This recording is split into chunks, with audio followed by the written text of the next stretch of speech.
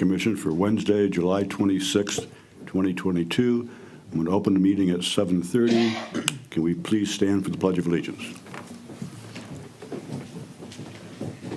I pledge allegiance to the flag of the United States of America and to the republic for which it stands, one nation, under God, indivisible, with liberty and justice for all.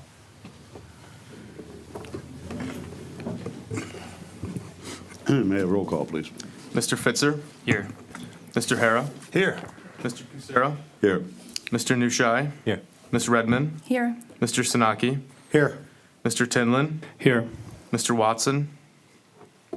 Mr. Yell? There's quorum. Quorum. Thank you. Agenda item number 4 is approval of the agenda. Does anyone have any changes they'd like to make to the agenda that's standing? I have none to make. And no vote on that. We'll just approve it as it stands.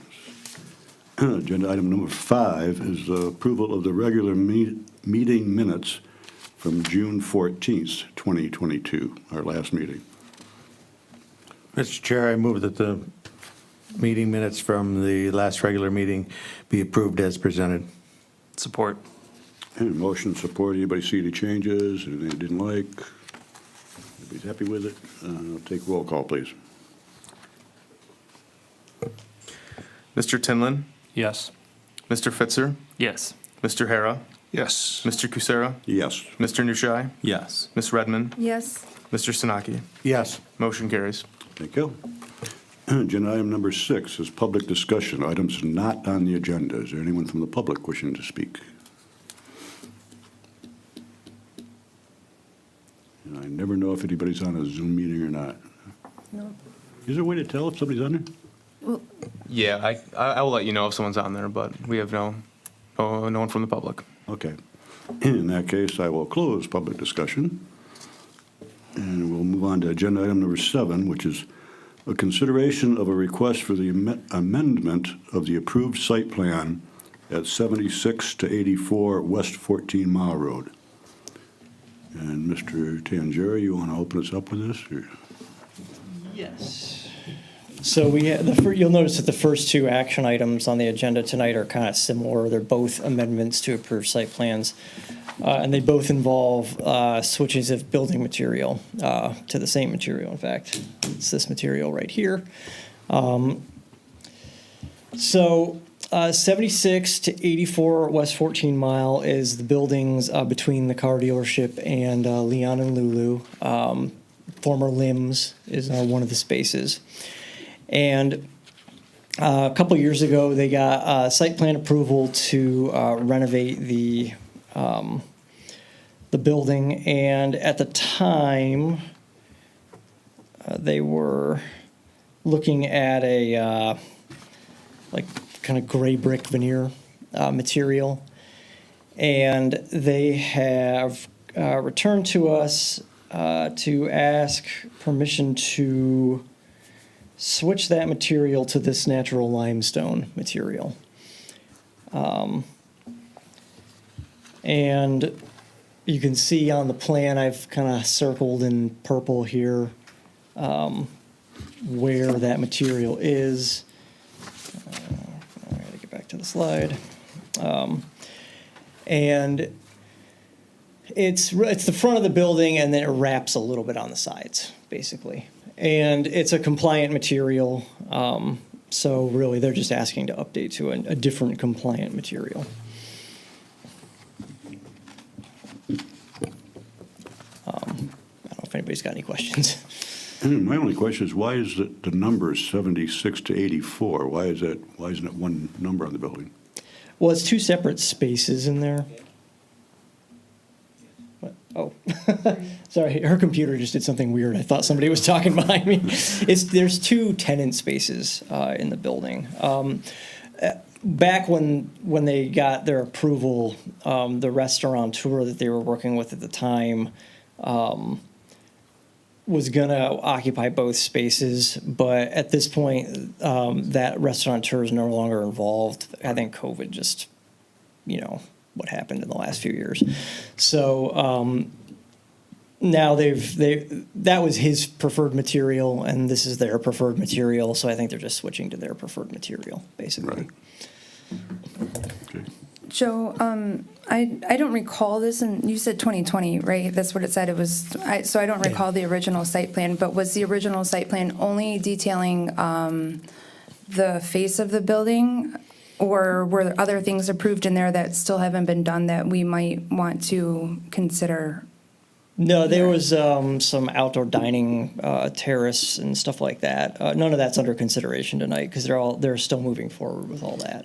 So it doesn't have like an end date to those things? Because I thought we had. Well, a site certain- plans do expire. However, they only expire if you abandon the project, basically. So you have to be not working at all on the project to move forward. And they have pulled some permits and done some things to move forward on the project. So the site plan is considered to still be alive, if you will. It's interesting considering the Church of Clausen. I know that seems to be a point of contention, but it's been at least 2 years. So, but that's not something we need to consider. Only the face. It's just a change in materials, yeah. So this is compliant to go all the way to the ground. Yeah, this Correct. material is good to go all Yeah. the way to the ground, exactly. It's real stone, so it doesn't have any of the issues with those other products that we've been talking about. So I noticed that it seemed like work was already going on there. Is that, Yeah, they've Or- done some work on the existing facade, I guess. do you know if they're building taller there? It looks almost like they're building taller, but I don't know if it's repairs being Yeah, done. there's like a kind of a cornice on the front of the building that's is going to be a little taller than I think the existing front facade of the building, yeah. Okay. Any other questions for Joe? Are we considering both of these at the same time? No, just one at a time, yeah. Okay. We'll do, there got to be separate motions because they're separate site plans, so. That one- no, you yeah, these are understood me one, correctly. and then 400 South Main is the second one. Yeah, in 400, what building is the 400 building? Oh, well, I guess we'll wait and get to that. Yep, Okay, yep. Next. sorry. Is the side of the building going to take place at the same time, or only the front? There's mention of the side facade as well? As the front and the side needed, then we will do. Physically, we're focusing on the front of the 2 units, Okay. the limestone. This is the color, this is how the limestone is. Ah, I was wondering if there's a rendering, okay. So the limestone is gonna be like, it's gonna be similar, I mean, it's 4 inches. It's more, Oh, this is thank you. somehow the front of a house. You can bring that up there if you want. That's In the not bloom the field. actual front of this building. Right, it's just the product, yeah. We're gonna do the same product. It's much costlier. Yeah. The things we have, there's a culture stone there, and after the culture stone, there is steel mesh. When we pull the culture stone, whatever, all the brick is very hard to repair. And also it costs us more to go in and take everything and to bring 4 inches or 3 inches of limestones all the way up. So it's gonna be looking as a nice building. Limestone's a nice material, Yeah, though. we did the Yeah. flower shop building. Without That's all even better. limestone. And we're gonna do this too, and hopefully we'll bring it to 400 or 27 May. Yeah, it's a nice, clean look, I think. Yeah. Yeah, I did notice the side of the building had some peeling paint. Not that that means it needs limestone or anything, but, just paint. I just wasn't sure if, we're only considering the front and the limestone, so I wasn't Change in sure if that was material. addressed prior, or if that happened in the last 2 years, those type of things. It's part of the site plan, whatever in the site plan, we're gonna go by. The original site plan? Site plan. Only we changing this, and there are some windows down there. We're gonna change all the doors from the rear and the back. We're gonna let them up because they are open. Yeah. Changing the front of the door, which is in the side plan. We're putting it in the front and inside of the side. Thank you. Oh, do you want this back, just so it doesn't get lost in our papers up here? I think, unless you guys didn't look at it yet, did you guys? Want to see it? Sorry. I thought I was the last one.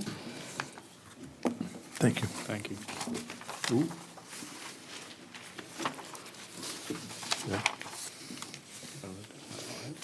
Yeah, much cleaner and lasts a lot longer than EFS will. Yeah. Not allowed. If there are no further questions, I'd entertain a motion to change the materials on the front facade. If motion. Does anybody else want to speak to this issue? Any other questions? I had the feeling we're all settled. They're all set. So I would entertain a motion if someone would like to make one. I can do that as soon as I get to the front page. Because Mr. Watson's not here tonight.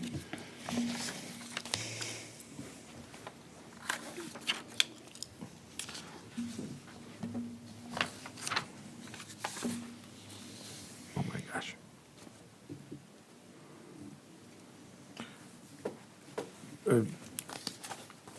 Joe, it's brick veneer to limestone product? Yes. Is that what yep. we're doing? That's exactly it, yep. Mr. Chair, I'd like to make a motion that we approved the request to amend the site plan for 76 to 84 West 14 Mile Road, originally as a brick veneer going to a limestone product.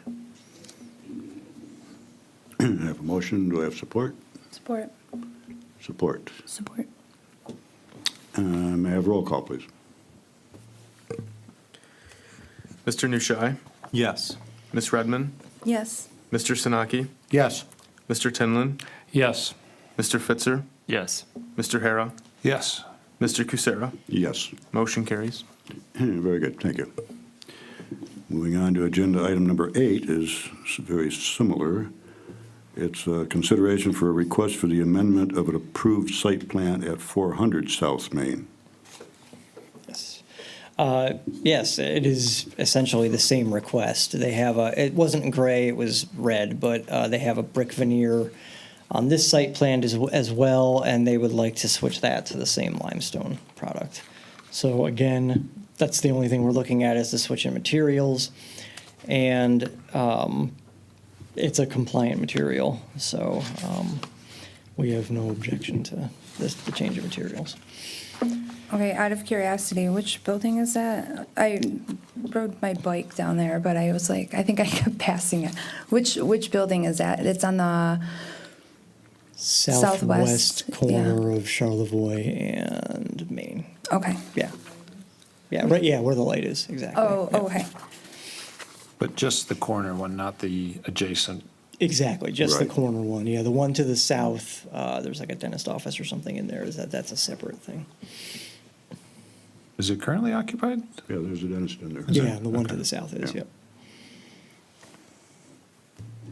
And is this site plan's the same age, same activity? Right, yeah. It's been going, so, Yep.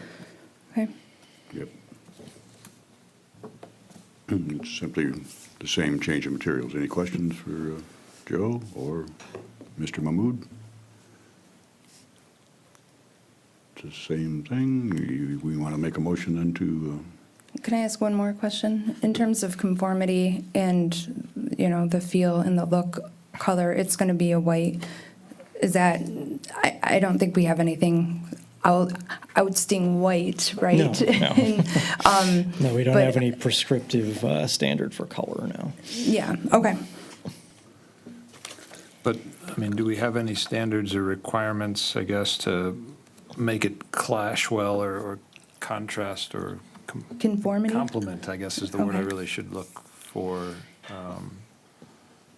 Well, I mean, to the extent that we have design standards in that district, I suppose complementary materials, yes, would be part of that, but, it's a pretty neutral material, so. It is, yeah. Currently, it's the same material, right? The brick facade is the same for what is next door. I don't know that it's the same exact material. It's some sort of brick, I believe. We have a brick, and we have also Yeah. a type of a brick or cultural brick attached to the brick. And then we're gonna remove that.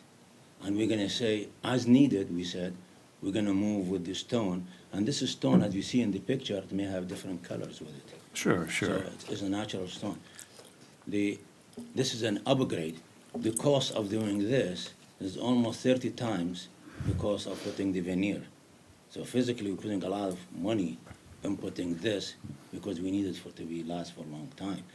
And the type of work is gonna be, each stone is gonna be cut by itself. So I'm fit inside and stuff. So it's a lot of work it's gonna be, but we would like to upgrade. Yeah. Because physically, I mean, we are in the city, and the idea, we own properties down there. We're trying to encourage everybody into the city to come. For the other building is to upgrade, because you know the taxes is going up, is very high, and the rent we need also to meet some of the rent requirement compared to the new buildings. So we're trying to come in and upgrade the materials in these two buildings. And hopefully we do some of the upgrade in the other ones, in the corner building and this down the road. Certainly, And that's, I think, the plan we want to do. yeah. It's a pleasing neutral color, I feel. If you go to other cities, like, look at what Ferndale's doing, and some people might like it. I don't care for purple, blue, green, yellow. Some of their storefronts are just, they look like a kid's crayon box to me. Some people like that look, but I think that's not, I don't think, what we want in Clawson. This is a neutral tone. I think it'll blend in very well. So if there's no further questions, I'll entertain another motion for this one. Mr. Chair, I would make a motion to approve the request for the amendment of the approved site plan at 400 South Main to go from a brick veneer to a limestone product. Support. Motion, support, roll call, please. Mr. Hara, Yes. Mr. Kucera, Yes. Mr. Nushai, Yes. Ms. Redmond, Yes. Mr. Sanaki, Yes. Mr. Tinlin, Yes. Mr. Fitzer. Yes. Motion carries. Motion carried. Agenda item number 9 is consideration of a request for a site plan approval at 905 West Maple Road. Okay, so I don't see anybody in attendance from this applicant. I'll go through the site plan and the review, and then we can kind of figure out where we want to take it from there. So I'll show you some images first, and then I'll go through my letter, because it's all on the same screen here, so I got to kind of go back and forth. This is the site here on 905 West Maple. It is in the BRD2 district. The properties to the west and east, including these properties here with the homes on them, are all zoned BRD2, and then you've got R2 zoning to the south. As you can see, the sidewalk stops for two properties here, and they've got a sidewalk on their site plan. Engineering has some issues with the routing of that sidewalk, so they've got to work out where that sidewalk is going to go exactly and how it's going to get across that property. They have a non-conforming sign structure there that may ultimately be removed when the new sign goes in, and that would help facilitate that sidewalk. But at any rate, I did want to note that that's one of the kind of background issues with this site plan is that sidewalk does need to go in, and they are planning on putting it in, but they do have to work out the details of that with engineering. What was wrong with the sign? The sign is partially in the right-of-way. It's not entirely on their property. If you look at where the property line, it actually cuts through the structure of their sign. So that's, it's been there for a long time, the sign. So that's something that, is currently a nonconformity, but when they do come in for a new sign, they're going to have to bring that into compliance, so they won't be able to have a sign in the right-of-way. Right of way of what, though? Of Maple Road. Oh. The plan itself is is very simple beside that. They want to add a couple little canopies to the building on the east side, a pergola, and then put 2 roll-up doors, one small one and one big one in the back of the building, and change the configuration of the pavement back there so that they have a drive right into the large one. They've provided some renderings as to what the building is going to look like. They're planning on painting it as well as adding those canopies and pergolas. This is it. These light fixtures on the building are actually the ones that are there now. Those are compliant with our ordinance. And they're just going to keep them. And that's the rear of the building. You can see those new roll-up doors and that new driveway to permit access to those roll-up doors by delivery vehicles. I'm going to get out of this and go to my letter for a moment.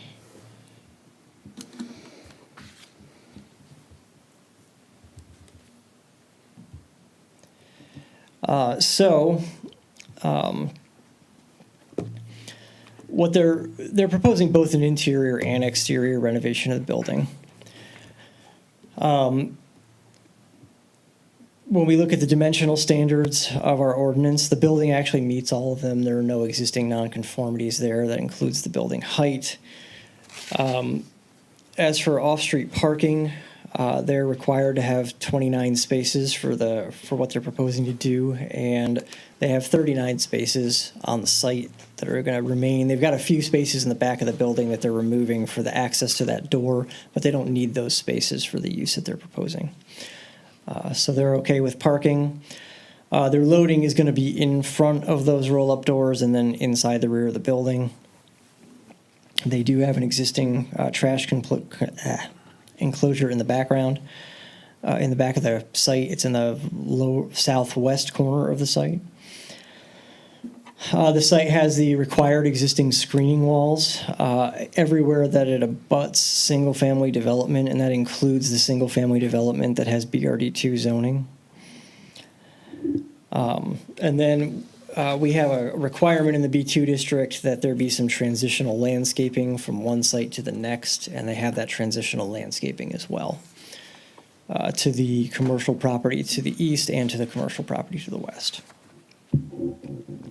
They're going to basically keep the existing landscaping on the site. They'll probably modify some of the foundation plantings, replace some of the bushes that are there with newer plants, but otherwise it's going to be substantially similar to what's there right now. Their signage will be approved under a separate application. They have shown some conceptual building signage, but that will, of course, need to be reviewed to make sure that it's the right size and compliant with our ordinances. As I said earlier, they're keeping the existing lighting on the building. There are no pole-mounted fixtures on the site. It's all on the building, and those lights are compliant with our ordinance. I already talked about the sidewalk. They do have some routing issues to work out with our engineer. The engineer's letter does get into that. We have some design specifications for the BRD2 district, and they do meet those standards. They have a little bit of rooftop equipment right now that's not visible from any neighboring properties or rights of way. If they are going to upgrade any of that, we will require it to be screened at the time, but they don't have any plans to upgrade it at this point. So if they ever come in for it in the future, they'll be required to screen it. We didn't have any comments from DPW, police, or fire other than looks okay to us. And again, the engineering comments do need to be taken into consideration. So any approval that you might grant tonight should be contingent on meeting those requirements. And other than that, the site plan is compliant with our ordinance, and we recommend approval. And do we know what the business itself is? They are, I'm trying to remember what they do. We talked to them. Are they automotive-based or something? It was several months ago, but it does have something to do with automobiles because they bring cars into the back of the building through that door to put stuff in them, basically. Testing or accessorizing thing. Yeah, exactly. I can't remember exactly what they do. It was several months ago that we talked to them, but yeah, it is automotive related. Okay, any questions for Joe? I have a question. Do you know why the applicant would propose a sidewalk that doesn't connect to the existing sidewalk? That's one of the things we're working out with engineering. I don't, was that an oversight of the applicant, or are they trying to avoid something? It does appear to have been an oversight of theirs. We've talked to them since this was submitted, and there's a tree on the neighboring property that's in the path of the sidewalk, so there's going to need to be a jog to get around the tree, and I'm pretty sure that that's why they didn't show the connection. So there, like I said, there's some sidewalk layout issues that they're going to have to deal with the engineer. And that should be a contingency of any approval that you grant.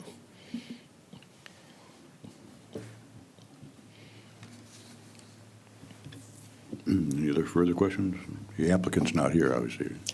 Yeah, I don't see them, so if you have any questions for them, that might be cause for postponement, but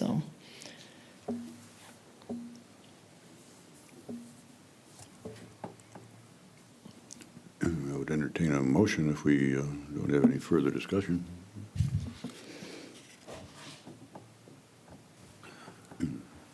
Anyone on the panel would Is- love to make a motion. I know signs are a separate issue, but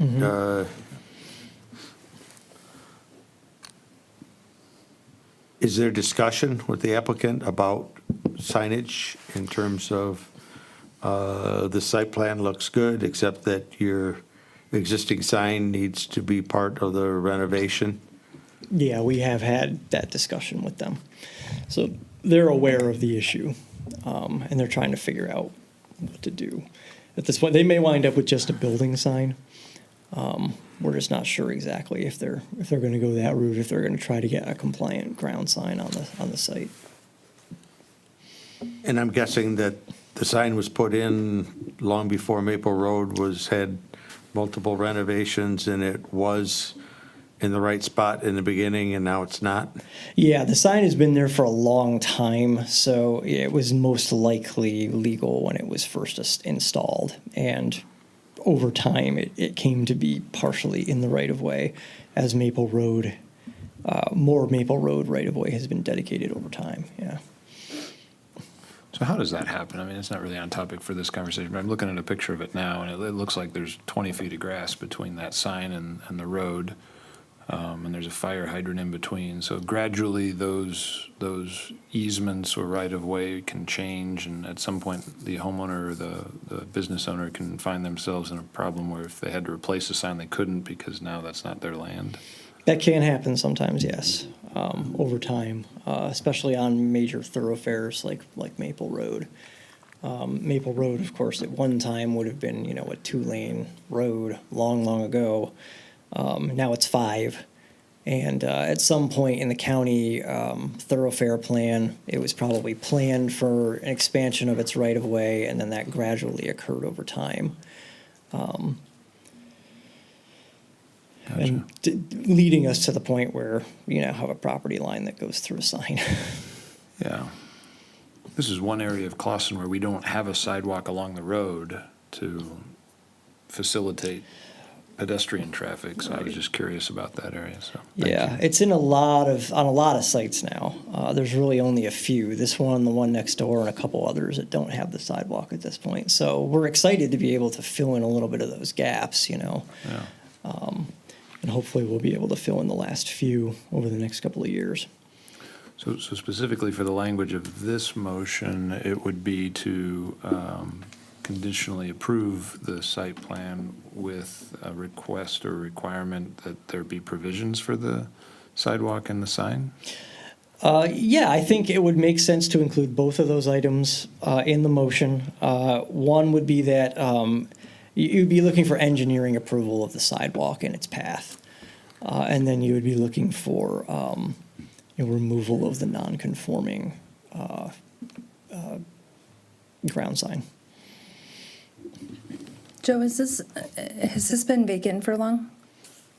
No, not particularly long. It's been vacant for maybe a year and a half, 2 years, something like that. Oh, okay. That's really not been very long. So we're like on page 3, like those roll-up doors would be going right to storage, basically, right? Because you said something about pulling cars in there. Is Yeah, that just to like they- unload? Or- Well, I think they actually do something to the cars in there. I think they have something that they're putting in the dashboard. It's like an electronics thing.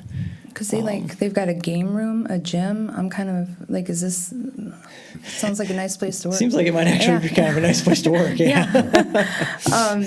But yeah, so the only thing I consider in those questions is just the obviously like the residential properties behind and the traffic flow. Those are questions I usually ask, the applicant, and types of like hours that they'll be operating and that traffic flow of in and out. But that's helpful. So storage 133 and 134 seems like that's where the doors are opening, in cars pulling in and out of there. Right. Yeah. There's one door that's large enough for a vehicle. Okay. The other door is a little too small. You couldn't get a car through it. Let's put it that way. Oh, okay. But it didn't appear they were gonna have cars like the other building on Crooks Road where cars were coming in and out. Yeah. Right. No, That kind of business. it's not a flow like that. Okay, thanks. Any other questions, comments? I would entertain a motion then at this point. Mr. Chair, I'd like to make a motion to approve the site plan for 905 West Maple Road, contingent upon them taking care of the issues that our planners and our engineers have. Support. I have a motion, support. Everybody happy with that? Anybody want to add anything to it? or- Can we be specific about the sidewalk and the sign? Right. Those were outlined in engineering. Engineering will handle that, I believe. Yeah. So, Joe, was that enough to say that? I wouldn't mind if the motion had the specifics in it. If we call out the sidewalk and sign, because those are the only two real issues actually. Yeah. So might as well enumerate them Gives them clear direction. if it's okay with the maker of the motion. you okay with Absolutely. the change? Okay. And support still okay with it? Yes. Roll call, please. Mr. Tinlin, Yes. Mr. Fitzer, Yes. Mr. Harrow, Yes. Mr. Cusero, Yes. Mr. Nushai, Yes. Ms. Redmond, Yes. Mr. Sinaki. Yes. Motion carries. Thank you. Agenda item number 10 is discussion of the sign ordinance amendments, Part 2. Okay, thank you. Before we get to that, I'd actually like to note that we had 3 site plans on the agenda tonight. Granted, they were all fairly minor, but we had 3 different people make the motions, and I like that. I like that we're spreading the motion-making activity out through the planning commission. That's a good sign that we're all kind of getting to the point where we're comfortable and. Mr. Watson didn't show up. So I like to see that. I like to see multiple planning commissioners making motions throughout the evening. I think that's a really, really good thing. Hey, Joe, can I ask a question? Or I can always save it for later on, like old business or whatever. Is it okay, Chair? Sure. Yeah. In terms of the sidewalks, so the city doesn't have the ability to, in residential, we can say, hey, your sidewalks, they're falling apart, we have to replace it, here's the bill.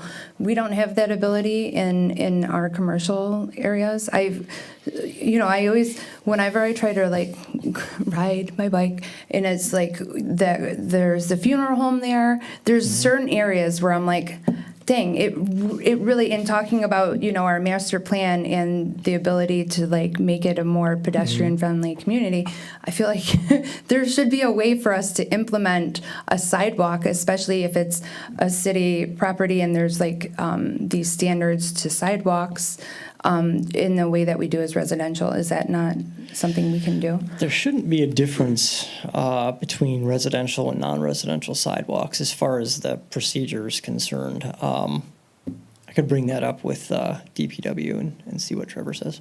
Oh, okay, thanks.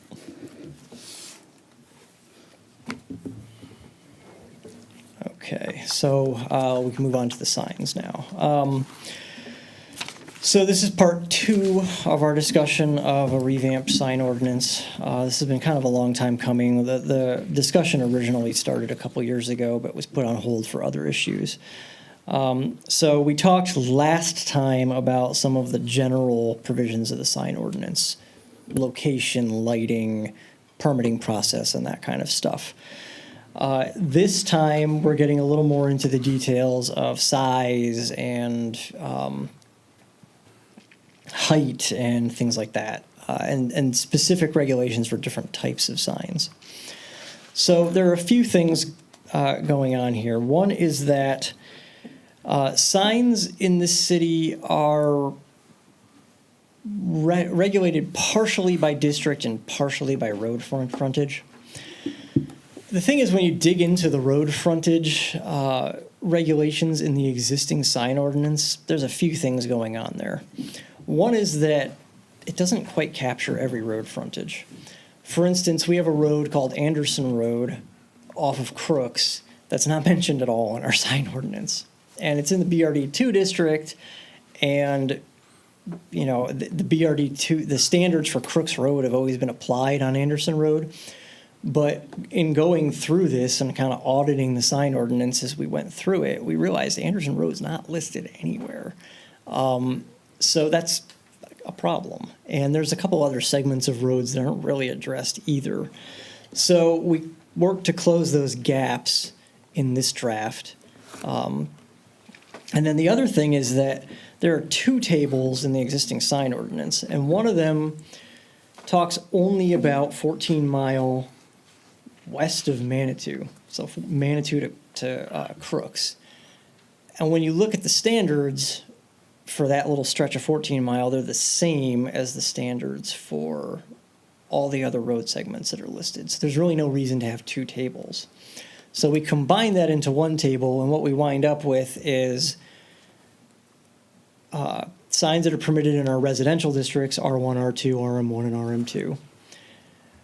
Signs that are permitted essentially outside of those districts in the city center on all the other roads. And then our city center and CMD and CR districts have some specific standards to them.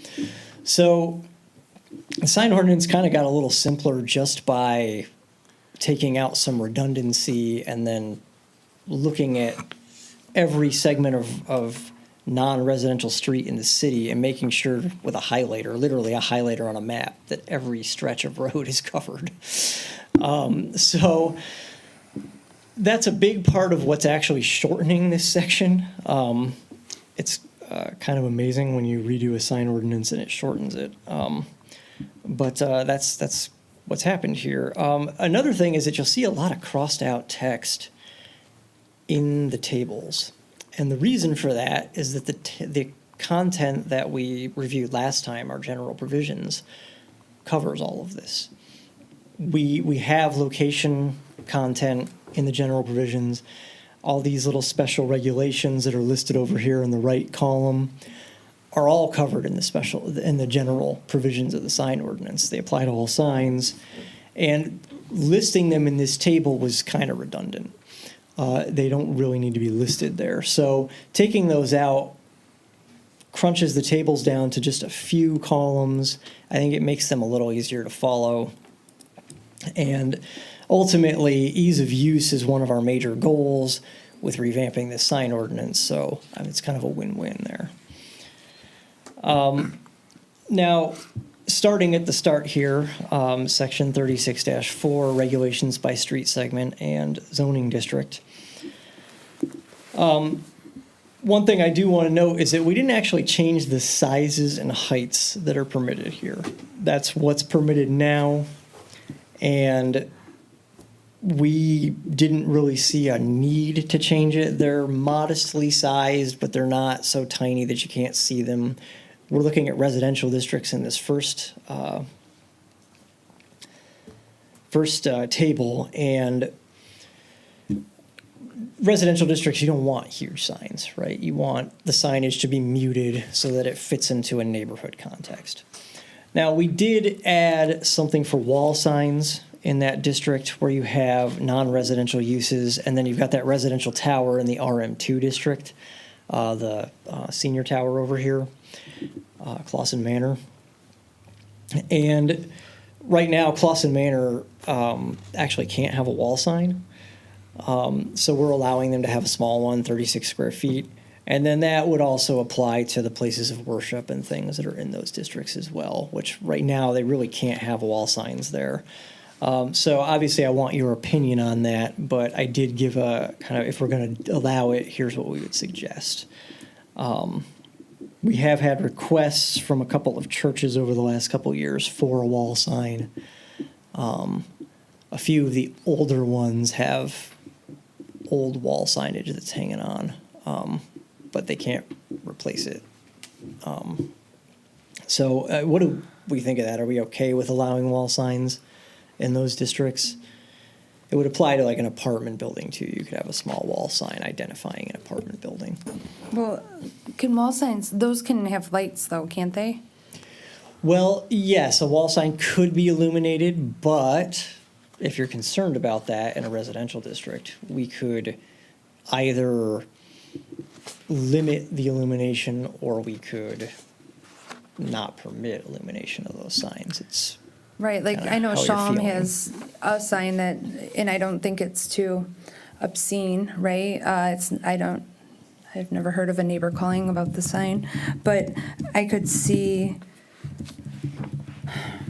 especially in a neighborhood, if signs that you might want them to be a little bit more toned down, I guess, for lack of better Sure. words, than you would want in like, city center or, or outside of residential. That would be my only thing, is that maybe a different type of wall sign standard might apply. So one thing that you could look at is a downlighting only standard. So if you have like a gooseneck kind of thing that points light down on the sign, you can still see it at night, but it's not internally illuminated. Like you wouldn't have a plastic box that is lit from within that could potentially be shining brightly on neighboring homes.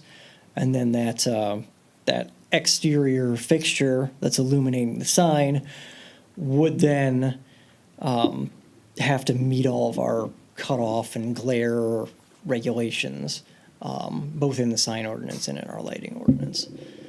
Okay. So, does that sound like something that makes sense to people? All right, so. Except that, and I don't know where you're adding or subtracting, but you only have 24 square feet of ground sign, yet you allow 36 square feet of wall sign. So But- the main difference there is the distance from the road. The ground sign is going to be closer to the road than the wall sign. So that's what we're thinking about there when we're allowing a little bit more area on the wall. But you could have something over several lots with a lot of frontage. There's a church, well, you could take Trinity Lutheran. Sure. That's probably one building, 36 square feet might be proportional to that. Or you could take a small residential apartment that is basically maybe on a 50-foot lot, and you could put 36 square feet across the front of that. The only thing that I get into, because everybody and their mother wants the biggest sign that they could ever have for whatever reason, but there's a proportionality that ought to be considered. That, and I don't know what the right proportion is, but, maybe up to 36 square feet, not to exceed 10% of the first floor frontage or whatever it is. And I don't know what that number is, I don't know, but holy smokes, I could have a 30-foot building and a 6x6 sign on it. No, that's a good point. And we do have a scaling standard in the commercial districts, so we could apply a similar scaling standard to these wall signs as well, where you get, in the commercial districts, is you get a certain amount of signage per linear front foot of your building or storefront up to a certain limit. And we could do the same thing here, where 36 is the ultimate limit, but you get maybe a minimum of 24, and then between 24 and 36, it's more of it's a kind of a sliding scale that's based on how much frontage you have. Yeah, we could do that. Just so, from my perspective, just so it gives the architect and the sign company something to go with, and not to come in with their great big large sign on a postage stamp size frontage and say, hey, it meets the ordinance, and, you know, because I always want the biggest sign that I could ever have. Sure. I mean, aside from the incongruities with the rest of the ordinances and how they're accessed now, which I think is a goal, a straightforward, self-evident goal to do. Does this come up a lot? Does ZOBA get inundated with, you know, confusion over my sign and what I want Almost to? everything that goes to the ZBA is a sign. Yeah. It's probably 80% of what they get. Yeah, it's we're trying to avoid some of that. Some of the other things that we've done here speak to some of the cases that they've seen recently with things like standalone uses like drugstores, where technically they're only allowed to have one wall sign. Have you ever seen a CVS with one wall sign? You know, I mean, so we're trying to respond to some of the things that the ZBA's had to deal with recently, and some of the things that we're doing here. But yeah, it's a good question, and the answer is absolutely. Yeah, the ZBA gets tons of sign requests. So are we saying, we're saying that we're going to allow this in residential for those certain specific uses? Right. Or are we going to let somebody put Not on a house, sign no. on their house? This is not Okay. available for a There might be house, that yeah. one guy out there that takes that opportunity, you never know. Yeah, not available for a single-family home, no. Okay.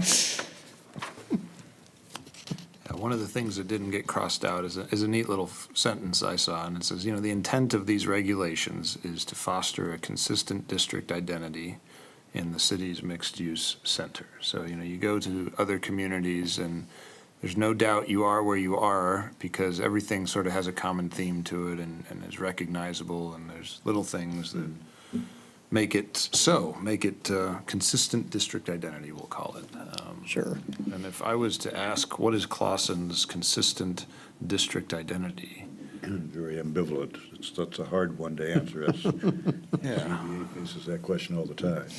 Yeah, and won't get solved here, but if you could make a recommendation for me where to educate myself on what part of our ordinances or what part of our zoning drives that identity or that ambition even, or if it's kind of non-existent, which may be the truth, do we want to entertain someday maybe framing that out so that we have a little bit of a light to drive to? So we have two documents that I'll point to. One is we have a downtown master plan from, help me out, Joan, 2016? Okay, it was Yeah. adopted in 2016. And then we have there's district standards for the city center, CMD, and CR districts. And then there are also, well, here, we have a monitor. I have the ordinance. Let me just put it up there. That way we're looking at something while we're talking.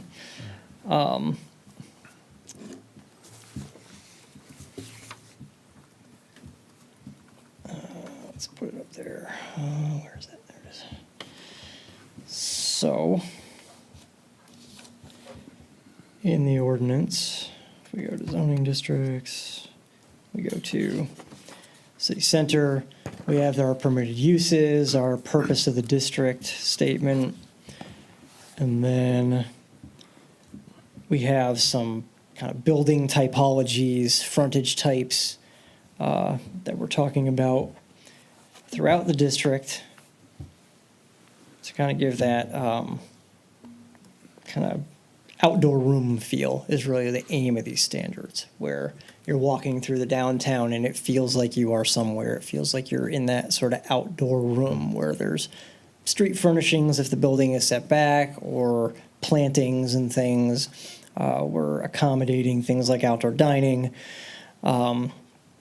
It might allow someone to have a little forecourt or something. The building doesn't necessarily have to be all the way up to the line, all along its frontage. But if it isn't all the way up to the line, all along its frontage, there's something happening with that space. It's an activated space. So those are some of the standards that we speak to in the city center district. The CMD, Central Mixed Use District, is not dissimilar, but it relaxes some of the setback standards for a transition out of the downtown. And then the CR, the Core Residential District, that's really a transitional district where you might have some homes that are converting to businesses and vice versa. And we've got some standards for that as well that speak to the character of that area. So are you saying, like, look at the purpose and intent and within each? Right, exactly. So each one of these districts has an intent statement, a purpose and intent statement. And then we also, later in Article 3, we have some supplemental regulations for the city center and CMD districts that talk about things like building transparency, what we're looking for with renovations and new construction, and materials, canopies and awnings, how those are treated, building lighting, balconies. We have a standard that if you have a third story in the downtown, which we don't have any buildings like that, well, we have one building going up like that now, that third story has to be set back to keep the sense of scale, small town, and that's how that building's being built. It's got the third story set back. So that actually, that ACE building is really Exhibit A for where design and placemaking in the downtown is headed. We have a couple supplemental regulations for the core residential district here too in Section 312. But that's what we're doing now to speak to that, and of course that's always up for review. One of the things I want to do in the fall here is I've been working on plotting out a little bit of master plan review, where we look at our downtown plan and our master plan and analyze the implementation items in those two plans and kind of give ourselves a little progress report, essentially. So that's coming in, I want to say September, it might be October, depending on what else pops up on our agendas. I want to get through signs. Of course, we have one more part of signs to look at after this, but anyway, that's what we have in the ordinance right now for those districts. That is part of our attempt to get to a more unified district identity. There are several places too where it will say that the building should meet the character of the neighborhood. So there are references like that Yep. throughout. Well, I just have to read it. There's a very industrious spider that's been building a web from here to here the entire meeting. It's already got I almost feel bad moving my computer now. Tiny little spider. All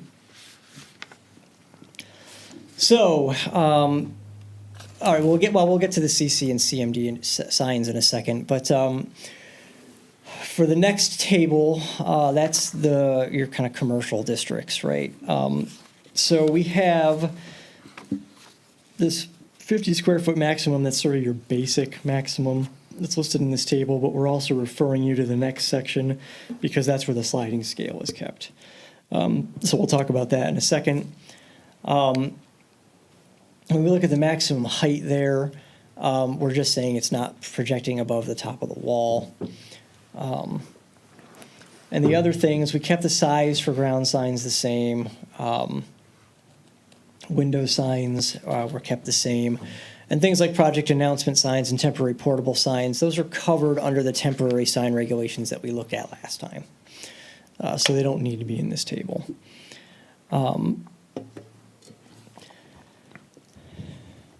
And that brings us to the city center and CMD districts. So we have, there's some language in there that refers you from the zoning ordinance to the sign ordinance. Well, those regulations are in the sign ordinance now, so we've eliminated that language. And we've rewritten a shorter, more direct intent statement that is complementary to the intent statements of those districts in the zoning ordinance. So again, a lot of the stuff that's crossed out here is crossed out because it's not needed here, because it's contained in the general provisions that we looked at last time. We're trying to avoid doubling up on things. I mean, and the most simple reason that we don't want to double up on content is because if we change it in one place and it's doubled somewhere else, we have to make sure we remember to change it in the other place, because then we start to develop inconsistencies. So, you know, that's really what drives the structure that we're working with here. We didn't change a lot of the actual regulations here. They're still fairly new. They haven't had a lot of time to work yet. So I think we want to give them a chance to work. We have added a couple little things. For instance, if you have one of those flat metal awnings, you had to put it on the front of the awning. It looks cool to put the sign like sticking up from the top of the awning, so we're allowing that now. I just think it gives people a little more flexibility for what they can do with their flat metal awning. We tried to clarify some of the stuff about multiple tenant spaces upstairs. The wall sign content is kind of spread out through the section now, and we tried to get it all together.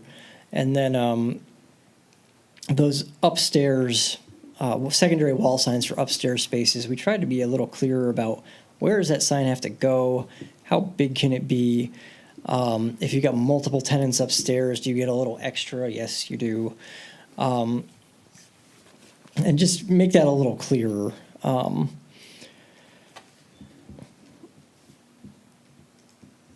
We added a couple things to the indoor electronic signs, which is something that a couple of people have attempted to exploit. The signs that change messages shall not change more often than once every 10 seconds is really responding directly to a couple people who tried to put really bright TVs in their windows pointing out, and it's very distracting for drivers at night, especially if they don't turn them off when they leave the building.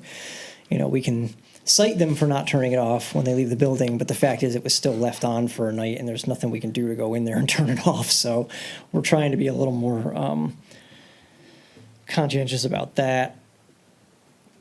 Otherwise, everything else is the same. In the CR district, that section referred to the CMD2 district, which of course doesn't exist anymore. It's been replaced by the CR district. So we took out some of the redundant copy there, and just address some of the kind of odder things in here. For one thing, we define area on a ground sign as both sides of the sign. Or you know, you get a two-sided sign, and the maximum area is whatever the number we give. So if you get 12 square feet of ground sign, you can have a two-sided 12 square foot sign. We don't need to say 24 square feet total, for instance.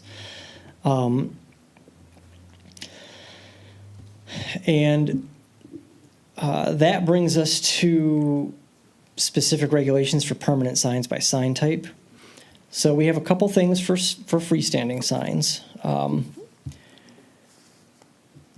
And one of those things is electronic display areas. And I didn't underline this text, which was a mistake. I was supposed to underline it because it's new.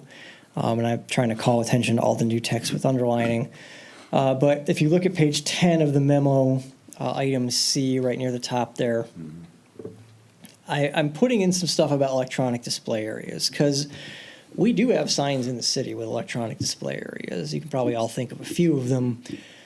Our ordinance doesn't say anything about electronic display areas. It doesn't say where you can have them, and it doesn't, in the process, say where you can't have them. So we're applying them only to freestanding signs. Like if you have a wall sign, it's not going to have an electronic message center on it.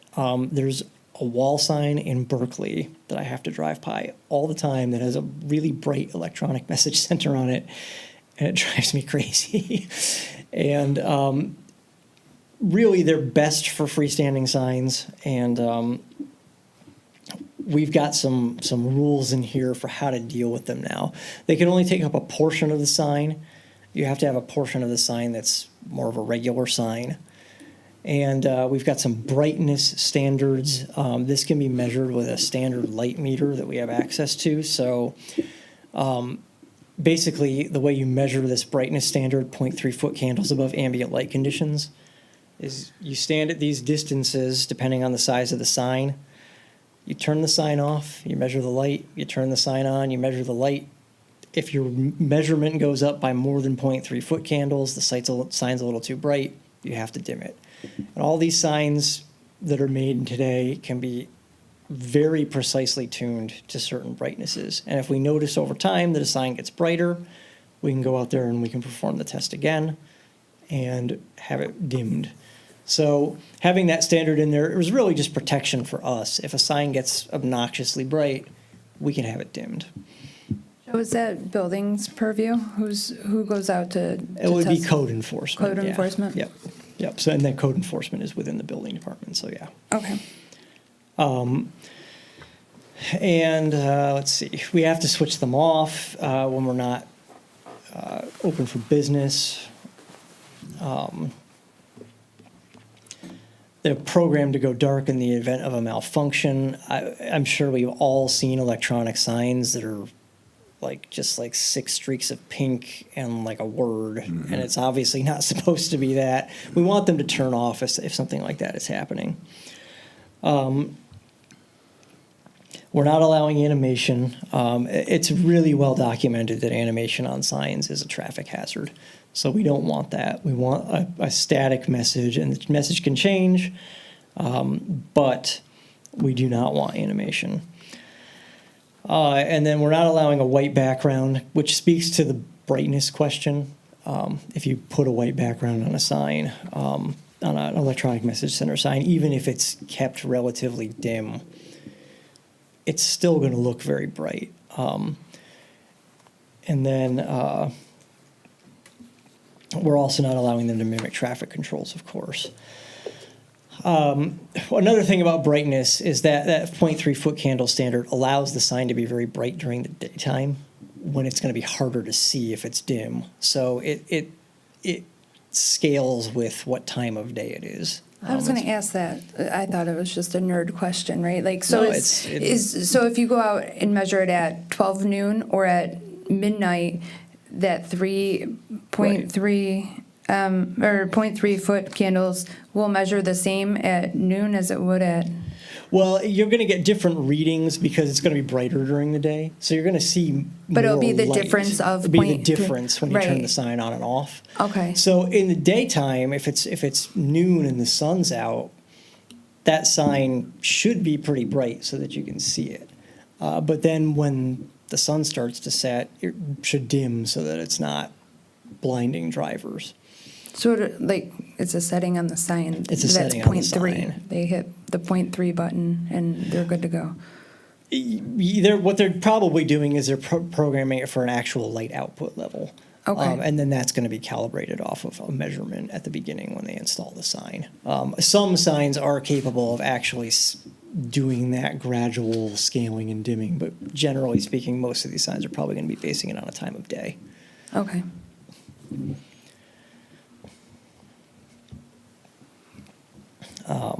Any questions about that? Thoughts? Any concerns? Is that all? I mean, are we talking about change of message? Did we go over like how it changes message, or is that not something you need to address in this part? The change of message is instantaneous. It has to be instantaneous. So it can be every 30 seconds, and it goes from one message to another. So I've seen where it's like even on our own city sign where it spells little words out, or like words will come in Yeah. in a flash, or, so are we not abiding by our own sign ordinance then? Well, right now, we don't have anything that says how an electronic message center needs to operate. Oh, right, so is that gonna be in, it says in here it has to be instantaneous then? It does, yeah. And then, okay. Do we have something in here about, sorry, I didn't read this fully, I'm not gonna. No, it's okay. It's just a but- lot of stuff. I don't expect you to Yeah, have read every word. this was my last part of, to do. But anyway, about messaging, right? Like, if, I would think that if there's letters that become hard to read, that might be more of a traffic hazard than, like a scale, right? If you only have, I don't know, 12-inch letters versus 4-inch letters, is there anything on there about that and how much message They there should be meeting, we have in the general provisions that we looked at last time, there's a message, letter height standard that's based on the speed of the road. So the sign should be meeting that, yeah. It should be meeting that standard. So on our fastest roads, it's 6 inches, and that's based on data from a couple of different national organizations. And as the speed goes down, the letter size goes down to 5 and then 4 inches. And that's generally considered to be sufficient to be read at a glance as you're going by. And is that at something those that, speeds. as people come in for signs, that they're automatically going to know that that applies to all signs based on speed limit? Or is that something, it would be repetitive put here, right? Yeah, Okay. we can make sure that they're aware of that at the time, but it is in the general provisions, and we can note that general provisions apply to all signs unless otherwise stated. Okay. Our development manual, we could state that right in there if it doesn't already say it. Anything else on electronic signs? Joe, what does 0.3 foot candles look like compared? So at night, if we're driving down the road, we driving down 14 Mile with street lights are on, and Right. how bright are those signs also going to be that with 0.3 above?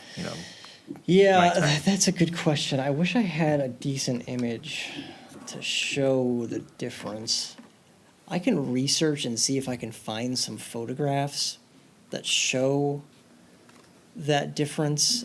Rod might have some, 'cause If you could put as a benchmark on that, the gas prices at,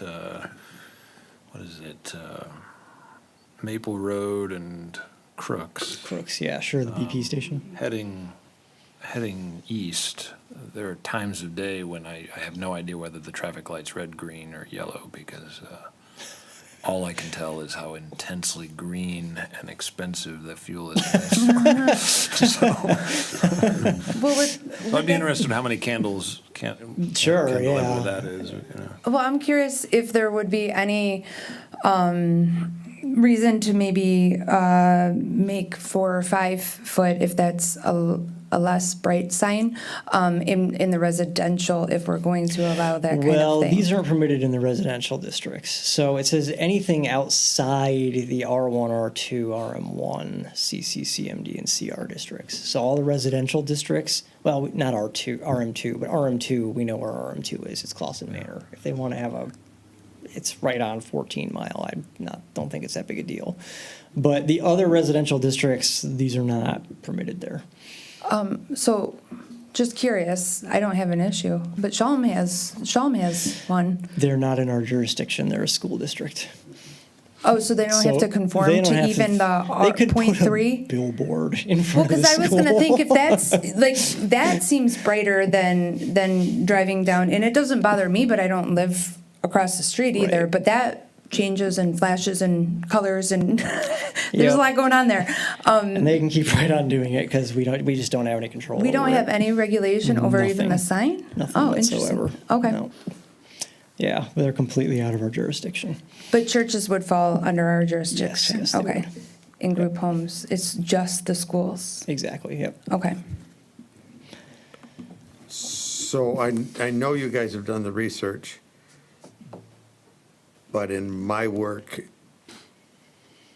unless you put where the metric came from, everybody will question it.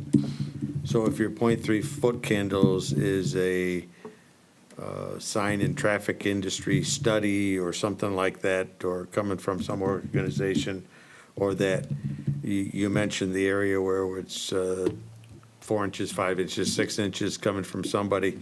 I think that's really good to put as a reference note somewhere, so that when it comes up, especially if somebody comes into the ZBA because they're .35 foot candles and everybody is complaining about that, and they say, well,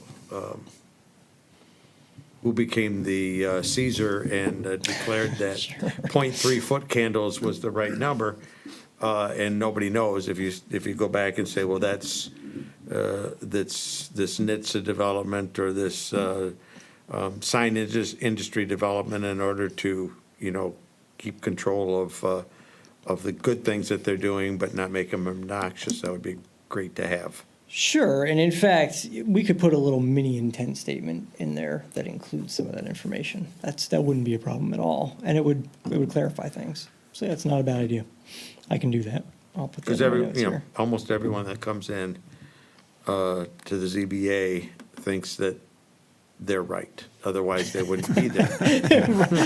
Right. And when you look at it as from the perspective of the volunteers sitting on the ZBA or in the planning commission, and the answer is, well, we don't know. This one guy, we can't remember his name, but I think it was Joe. He said it was right, and then that entirely blows your rationale for why you should continue to stay with the standard. So, and it's really tough, that kind of stuff. Your 10 seconds or whatever, those kind of things that were about changing and refresh or whatever. Sure. That would become really good. Okay. And Yeah, then kind of like along those lines, if we're saying 0.3 foot candles above ambient light conditions, what are we defining as ambient light conditions? Because say at nighttime, and we went to the extent of putting together a photometric plan or a photometric study of now this sign is at the very edge of this light pole. What are we counting? Are we counting the ambient lighting coming from the edge of that light pole? Are we counting just on the other side of the sign where it's pitch black? Are we counting that as ambient light? Okay, I'm making a note of that question. Oops.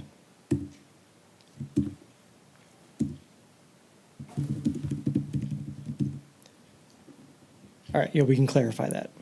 Yep. Yes, I like these questions. All right. Anything else on those? Okay, so that brings us to wall signs. So one of the things that we're doing is we're changing this language. Right now the table says one wall sign. We're changing the language to say the maximum total permitted area of all wall signs is based on setback and width and feet of the longest side of the building, blah, blah, blah. We have the sliding scale that's in our current ordinance. I actually took out the last line because we have nothing that is 600 feet from the road. We don't even have anything that's close to 600 feet from the road. In fact, we don't really have anything that's over 400 feet from the road either, but we'll leave that one in there just in case. But the 600 feet or greater is just that standard is just never going to come into play in Clawson. So we might as well just economize and get rid of it. So what we're doing now is we're allowing people to have a certain maximum square footage of signage, and we're not telling them it has to all be in one sign. You can spread it over a couple signs, and there's some sign bonus content in here as well that we'll talk about in a minute that gives them a little bit of extra if they have certain conditions that apply to their site. One thing that we're making uniform throughout the ordinance, outside of the R1, R2, RM1, and RM2 districts where you don't really need these, is that you do get a rear entrance sign. Doesn't matter where you are. You get a 12 square foot rear entrance sign at your rear entrance. You can't illuminate it if the rear entrance faces a residentially zoned parcel that's not across the street. So, like White Wolf could have one, but if you're, the Key Bank down on 14 Mile, you don't get to illuminate your rear entrance sign if you put one up there because there's a house behind you. And we're just making that a uniform standard throughout the city in all of our non-residential districts. So when we get to wall sign bonuses, again, outside of those residential districts and the city center and CMD districts, when a freestanding sign's infeasible, you do get a little bit of extra wall sign area. That's currently in our ordinance. We just specified where it can occur. And then corner lots, we have a standard for where a lot fronts on 2 thoroughfares, and we've just listed what the thoroughfares are. I'm not going to make somebody go look at the master plan to figure out what the thoroughfares are. They're just listed here. It used to refer to the master plan, and that's always frustrating because even as the people reviewing the sign, we then have to go look it up in the master plan and just list it. So that's Crooks Road, 14 Mile Road, Main Street, Rochester Road, and Maple Road. So if you're at the corners of any of those roads, both facades facing the thoroughfare are permitted the maximum wall sign square footage, and where a lot's located on a corner, but the second right-of-way is not a thoroughfare that's listed here, the corner lot gets 150%, so you get a smaller sign on the side of the building and the normal size sign on the front. So we're just scaling that based on the type of road that we're talking about. Awning signs count toward the permitted area for wall signs. Directional signs, this is entirely new. It's intended more for larger sites. A lot of the sites over on Crooks Road in particular, I anticipate some of them taking advantage of this. So directional signs are permitted on non-residential sites. They can't exceed 2 square feet in area, and they can't exceed 36 inches in height when they're at a driveway.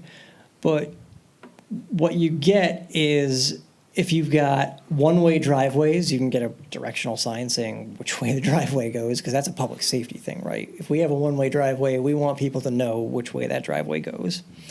And then within a site, you can also have a couple of other directional signs that meet those standards per half acre of property. And those have to be within a side yard or a rear yard. They can't be in a front yard. So if you get into a site like 1,000 Crooks or 1,100 Crooks, you can have some little directional signs in the site to say deliveries this way, you pick up this way, whatever you need back there. And we're just allowing that as a matter of right.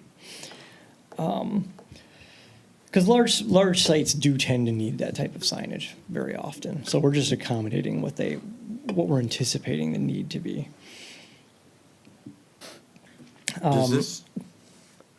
Does this address Rite Aid?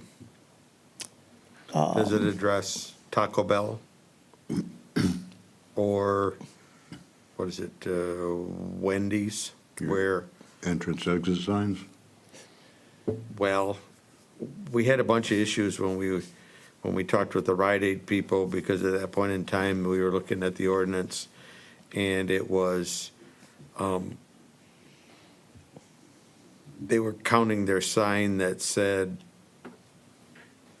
prescription pickup Right. as part of a wall sign. That But- would count as directional signage, yeah. Does that count in their square footage? No, it's in addition to what they're permitted. Does it say that? I do want to say that it did, yes. Directional signs may be located on a wall in addition to otherwise permitted wall signage, or maybe freestanding. So they are an addition. And yeah, that's what we were thinking about when we wrote that, was exactly that, where it's like, the drive-through's this way, on the pharmacy or the bank or something like that. We want people to be able to get around a site easily. They're small signs, but they're big enough to be read from just about anywhere on the site. And they're going to help with some of those issues that the ZBA's been seeing where it's like, well, you get 50 square feet of wall signage, but you're at 62 because you've got these directional signs and a couple other little things. And it'll at least reduce the degree of some of the variances that are being requested. But also some of the other issues like the number of signs is going to be alleviated by what we're doing here. Some of those sites might still need variances for overall area or something like that because we're not really going up with the overall area that's permitted. But nevertheless, they become much simpler requests and they're a lot more straightforward. And there's a lot of necessary signage that doesn't play into it anymore. So the total of directional signs has to not exceed 2 square feet in area? Each sign can be 2 square feet. So you could get 2 of them on most sites. And then if you have a very large site, you could potentially get more because it's scale. You get more when you cross that half-acre threshold. Okay.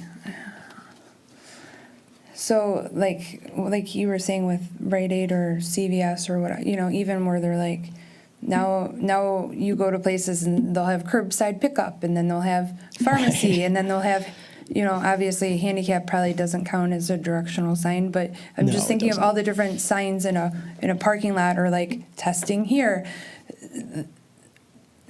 That can only add up to 2 signs, you're saying? Yeah, you get 2 of those signs if they met our definition of directional signs, which I realize I haven't provided tonight because it's in the other section of the sign ordinance. But yeah, they would get 2 signs that count as directional signs. And some of those things like handicap signs and stuff like that, or no parking anytime or all that stuff, that doesn't count. That's all handled separately. Well, so just, you said you didn't have the definition of directional signs. Not with me tonight, no. So is there certain signs that are permitted no matter what kind of thing? Yeah, absolutely. Like a handicap sign is a great example. That's actually required. It's not permitted, it's required. Or so like a there do are- not enter, right? Like things that are Exactly, of obvious hazards, or do we have that defined or no? No, it's not necessary to define those. They're not governed by our sign ordinance. They're necessary. Sometimes they're required signs. They're all in the interest of public safety. Some of them are actually municipally installed. So they're not regulated by the sign ordinance.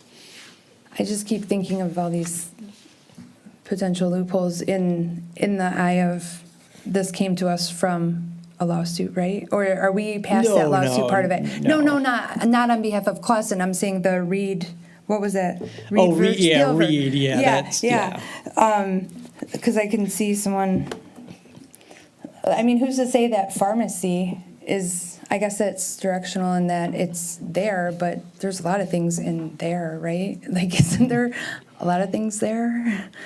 I mean, They're just going to have to decide how they want to use it, basically. We're just telling them what they can have, and if they want to say curbside pickup and something else on one of their signs, that's and does up to it them. specify if there's more than one occupying that place? Like there might be, especially off of Crooks, I mean, there's multiple tenants within those buildings, and they might all need different directionals in terms of if they have drop-offs or certain. Well, it's done on the directionals. basis of a site, so an owner would have to work that out with their tenants. So, but they would, the whole thing would fall under the same regulation? Yeah, Oh, yeah. okay. So it's pretty rare that you're going to have more than a couple of tenants that would need directional Directional signage. signs, okay. Most of those are single-tenant buildings, but there are a couple. The one with the dance school, north of 1,000 Crooks, has like 5 tenants, I want to say. But there's no directional signage at the moment, and they would be allowed to have 2 under this.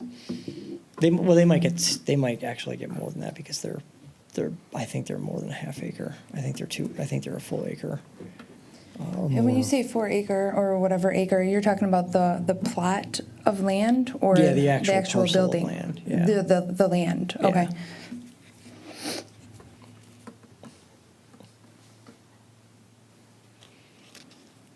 Any other questions about directional signs? Will the definition eventually make it right Oh, in front yeah, of here? I'll make sure I run it by you next time. We looked at definitions last time, and I just didn't think to include the definition of directional sign and landmark sign in this package. But yeah, I'll make sure you see it next time, because we've got one more discussion on this. That's part 3, discusses non-conforming signs and a couple other things. And and I forget if you said this back in June, but is the intention to kind of go through these, you said in 3 parts, and then will we bring it in front as one whole complete piece to open? Okay. Yeah, exactly. So we would have one discussion on the full thing all together, and then we would decide if we were comfortable enough to set a public hearing. Public, okay. Yep. And by that time, sorry for all the questions, by that time, I guess I have a hard time and I know why everything's crossed out, it's great, right? Right. So by that time. We'll have a will we clean version. Like a clean version that I can kind of like side by side? Yes. So we can just see an overall look to it, okay. Yeah, when I compile the whole thing, I'll give you this line out version, but I'll also give you a clean version so you can just see what the final product looks like. Yeah, it's way, way easier to read I'm sure the it final looks product. great. Yeah. Yeah, going through and trying to figure out, wait, that's struck, that's in, now how does the sentence read? Yeah, it can be a little bit of a slog sometimes. So this next Do you thing. think that this section adequately addresses businesses that basically have a front and both sides they're wanting their logos and identification on, maybe like Taco Bell? Or like a Rite Aid where they're in the parking lot, kind of. Yes, exactly. Yeah, I understand the question. It probably can't 100% accommodate them all. But it's much more accommodating than the current standards. So I think we're trying to move in a direction that provides a reasonable accommodation for what they need without going completely overboard or allowing excessive signage. There's definitely a balancing act there. It might be something that we ultimately have to adjust again if we have more cases coming in. But for right now, what we're trying to do is adjust the standards so that we provide some reasonable accommodations for additional signage on buildings like that without going completely crazy on signs. And then, we're never going to be able to capture everybody when we amend something like this. But we're going to definitely reduce the number of requests that we get. Because I think people are going to find it a lot easier to work within the new standards than they find it to work within the current standards. That said, when we make this recommendation to approve this, would there be an audit of the city of 10% of our businesses, or some evidence that we've walked through the city and we're pretty sure this is not going to be a problem? Or here are the 10 examples in the benefit of trying to serve the greater good, but here are the 10 examples that flat out violate this, and, Yeah, I mean, there's always going to be somebody there's always going to be old signs that are non-conforming, and then there's always going to be somebody who just feels they need more signage, and if they can make their case, they might be able to get a variance for it. But the more accommodations we make, the weaker the case for the variance gets, If all of a sudden, I don't have to put all my 50 square feet in one sign, there might be a way I can break these signs up or size them so that I can do it all within the 50 square feet.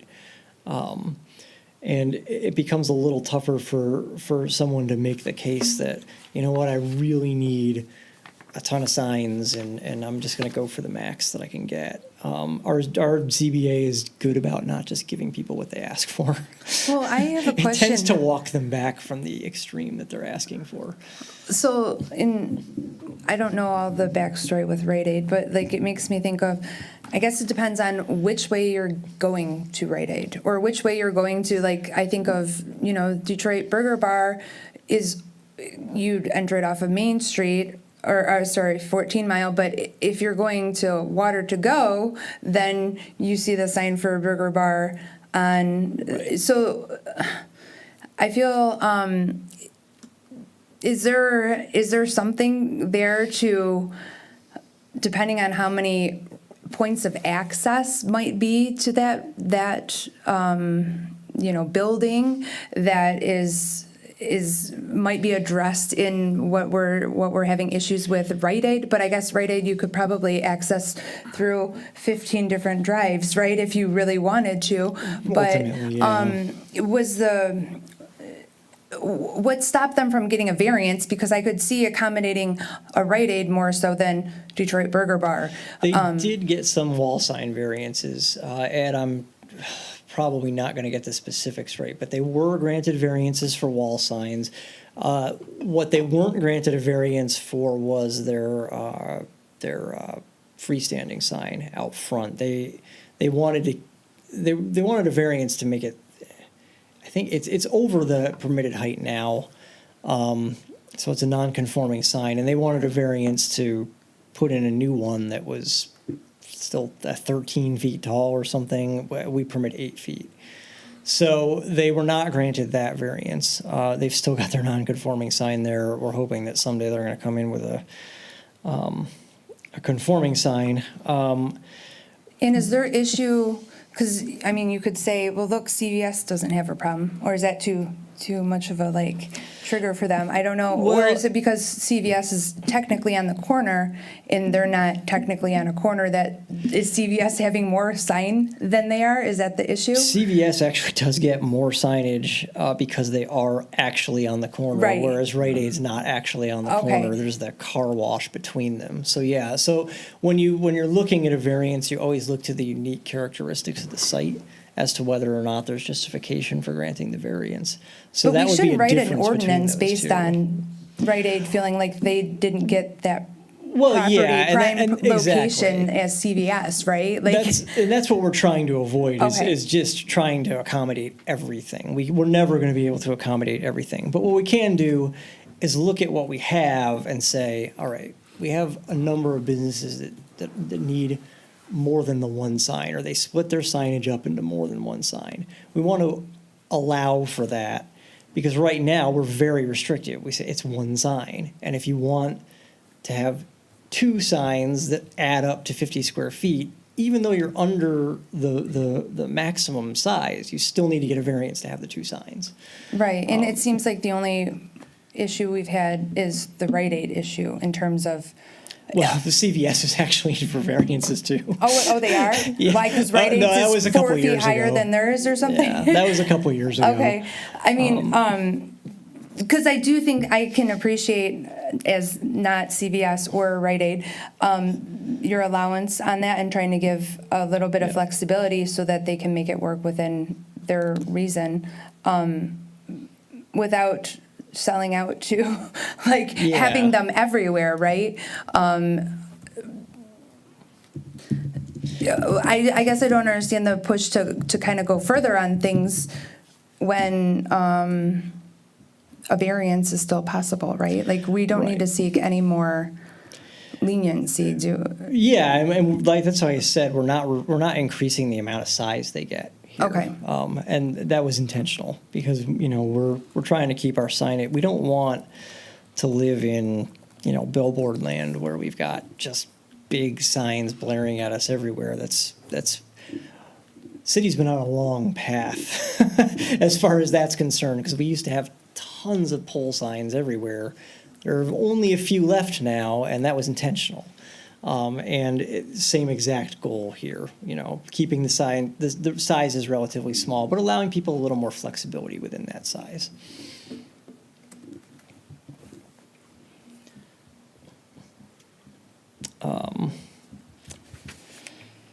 So item G here at the bottom of page 11, this is an experiment on my part. I'm interested to see what you think about it.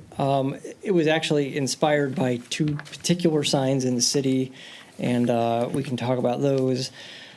So I'll just kind of read through this, landmark signs. So the city of Clawson recognizes that in some cases it may be desirable to approve signage that does not otherwise fit within the regulations of this ordinance in order to enhance or preserve the character of a district, recognize the history of a given site, or create a community landmark. Therefore, it is the intent of the city to permit landmark signs in certain limited circumstances as follows.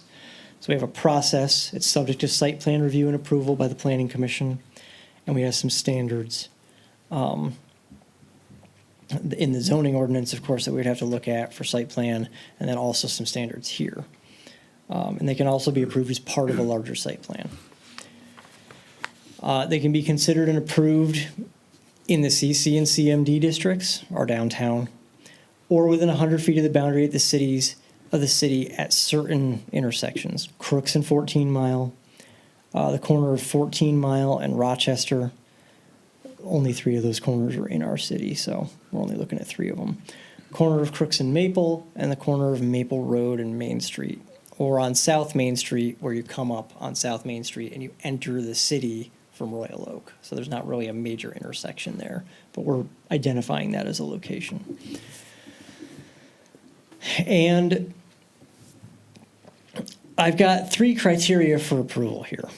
So we're not approving a proposed landmark sign unless we can make an affirmative finding that 2 of the 3 criteria are met. One is that the sign preserves, revives, or restores a documented historical element of the site. And the sign that I was thinking of, 2 signs I was thinking of when I put that in there. One is the theater, the Clawson Theater over here. And the other one is the shoe store that's got the big shoe on top of it. Let's say the shoe blew over in a windstorm, got knocked completely off the top of the building. Under our ordinance, they can't put that back up. But under this provision, they could request to put a landmark sign up that reflects the history of the site. And that's kind of what I'm trying to get at with this provision. 2 is that the sign enhances the municipal identity of the city of Clawson or provides a gateway feature for the city or its downtown. So if you go over to 14 Mile and Crooks, the CVS site actually has something like this. There's a little sign that says City of Clawson on the corner of the site. And what we're saying is that anybody at one of those intersections could propose something like this, and we wouldn't consider it a strike against the other signage that they get. We could approve that either on its own as an addition to the site or as part of the site plan. And then finally, the sign will not be injurious to the public health, safety, and welfare. That would be the one that you'd have to find on any one of them, I would think, because the other 2 are probably going to be location specific. But I'm just curious to see what people think of this. I put it in here, like I said, as sort of an experiment. I was trying to think about some of the things that have happened in the city over the last 10 years, and that theater sign really stood out to me as, wow, that's a really cool thing to have in the downtown. We might want to facilitate that in the future. It was a little bit of a process to get it over there. It was a little before I was here, but nevertheless. Just creating a process for that kind of thing to happen. I'm just curious what you all think of that. We used to have a sign, I don't believe it's there anymore, coming in northbound on Main. And there was a lot of metal work and horizontal bars, Lions Club, this church, that church, listing of all the churches in town, all the organizations in town. I think that's gone, isn't it? I don't think we ever put that back up. There was talk about rebuilding it. Don't think that's been there for a while now. You'll see that in some small cities as you go There's one into on the Elmwood, city. though. There's one on Elmwood that kind of is like that, where we hang up, like, well, I think it Oh, says like the sure, yeah. Rotary or something Oh, on the there. little Rotary Park there. Yeah. Yeah. Is that kind of like that, you mean? No, this is always at the beginning of a city. You'll see it when you go to small cities a lot if you just cruise in. As you Yeah. just pull into town, there's a big, all the logos are out there. The Lions Club, Oh. this church, this organization, that organization.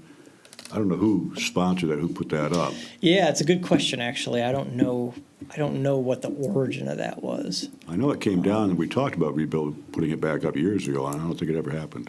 Yeah, I don't believe there's anything there to that Well, effect now. would those be, with that said, like things in here it says that the enhance the municipal, like the gateway kind of feature signs, those are in city property, right? Typically, they're on the city easement, like the, Sometimes they are. I would have to look at how the one at 14 Mile and Crooks got built. But That was a part of the shopping center, people put that up. okay, yeah. Oh. So that's on private property. okay. So that's something that is a case-by-case basis then, it's not Right. city money funding these signs? Exactly, yeah. It's Because I not would city think money. that if it's like something that represents the city, we would want more of a public input. If it's like the city of Yeah. entering Clausen, it would be like a process that we might have a public hearing on the design of the sign or something like If the that. city was going to build something, absolutely, yeah, there should be a public process to deal with that. And it would be done through a completely different process. But this is if someone on a private property wants to do this. If they want to have some sort of landmark, this gives us an avenue for reviewing it and possibly approving it if we find it meets our standards. Now, legally, I know you're not an attorney, either am I, but I guess, is it hard to define landmark that say, we have obvious signs that are, the way that I heard it is, there are some signs that are non-conforming, some we like, some we don't, and if we like them, then we'll put them back up, and if we don't, we won't. Well, if we find that they preserve, revive, or restore a documented historical element of the site, or they enhance the municipal identity of the city of Clausen. So we have to make one of those findings in order to say, we can't just say, well, we like it. We have to have some sort of either historical trail that shows us we're restoring an element of the city's history, or that there's some sort of municipal identity benefit to the sign. So it could be something like that City of Clausen sign at CVS, where it tells you what city you're entering. My only question to that was, I wasn't trying to say it was not a good idea or anything, but I was just wondering if there's maybe a way that we can define, at least, and maybe this isn't a good idea, like a way to deem certain signs as landmark signs, just in the way that you might define certain things as historical. Is there a way that we can go about that process? And would that be beneficial at all in the future when thinking about someone coming in and saying, well, yeah, but, this was my grandpa's shop and he liked this sign and he's been here, like, historically to the site? Well, it could mean that it's been generations, but it's not a sign we necessarily want to restore. Is there a process that we might go through now or in the future to put criteria on what might be a landmark or historically relevant? Does that make sense? Yeah, there are a couple of different things going through my head here. One is the definition of landmark sign. So that's something that I've got to bring to you.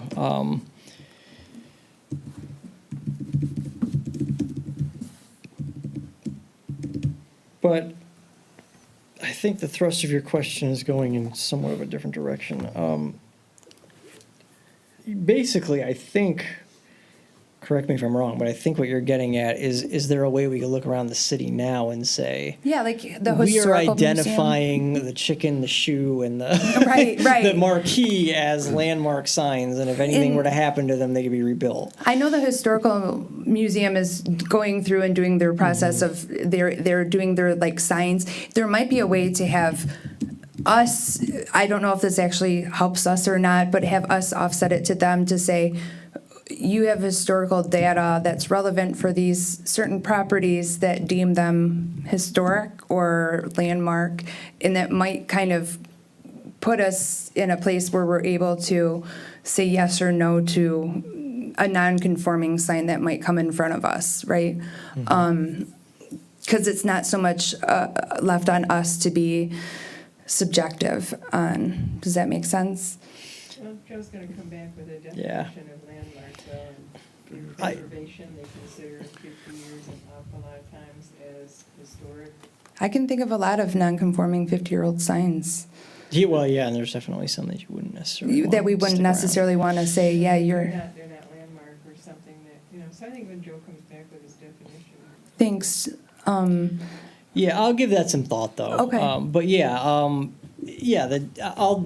bring you the definition of landmark sign, and we'll see what you think of that, and then if we feel like we need to do any more work on that, we can. And of course, it's not something we necessarily have to adopt. It was an idea I had that I thought Clawson being a city with a historic downtown and things, it's something that we might want to consider. It's not necessarily something that we're locked into adopting, but I did think that it was worth presenting to you and getting a discussion going. I like the idea. Now, does it have to be landmark and historical, or is it one or the other?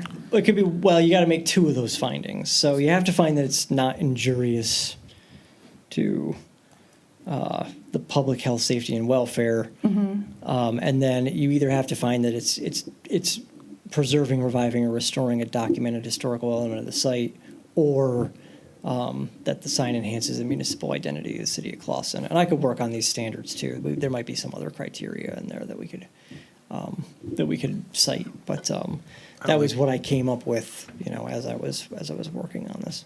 Yeah. I So think- it's 1 and/or 2 and 3. Yeah, exactly. 3 is always a criteria. Yeah. That's what I think. So it's 1 and/or 2, and then and 3. There's no scenario where we Now we would made want it a a math sign problem. that Could be So- injurious. Go ahead. He said, there's no scenario where we would want a sign that was injurious. No. Even if it met the first two criteria, we wouldn't want that. Welcome to Clawson. Have you seen the swinging blade?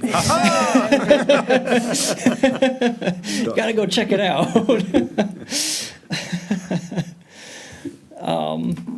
Yeah, and that's what I had for this this month. Next month, we're going to look at the non-conforming regulations, some of the administrative content, the gas station and drive-through standards that are included in the sign ordinance now, we're going to move to the zoning ordinance. They'll be slightly reworked to be put in the zoning ordinance.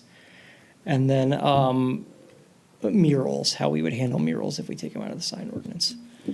And that'll be it. That'll be everything. And then once we get through that, I'll make whatever adjustments need to be made after our discussion, just like I'll do, tomorrow, while this is still fresh in my head and my notes are still hot. And then we'll put it all together and we'll bring it back to you clean, and we'll see if we're ready to set a hearing. Did we go over the difference between the Taco Bell and the words Taco Bell? Oh, the bell and The logo- Yes. Taco Bell. Logo over the words. As Yeah. opposed to,